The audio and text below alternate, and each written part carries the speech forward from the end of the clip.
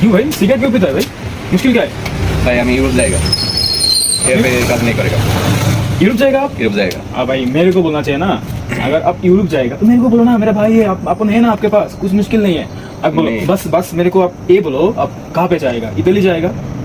मैं इटली जाएगा? मैं इटली जाएगा। इटली जाएगा? इटली मुश्किल का बात क्या है? मैं हूँ ना आपका भाई, मैं हूँ। भाई 14 लाख टका लगेगा। मैं कोई इटली। मैं मेरी बात सुनो भाई, कोई मुश्किल नहीं है। आपका जो पेपर्स है ना सब मैं कर दूंगा। बस सिगरेट मत पी लो, मत पी लो। मैं आपका भाई हूँ ना। भाई, मैं देखो ना, मैं समझा।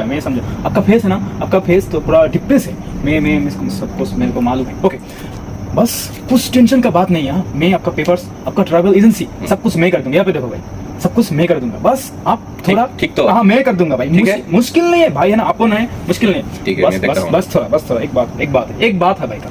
ये बस चाय पीने के लिए मेरे को चाय पीने के लिए, बस चाय पीने के लिए। हाँ मेरे को 14 लाख टका चाहिए। 14 लाख टका ही तो मुश्किल है। मैं घर पे आनी है तो मुश्किल है? दुबई है तो पैसा फिनिश। ओके तो क्या करेगा पैसा बनाने के लिए? यहाँ पे जाओ।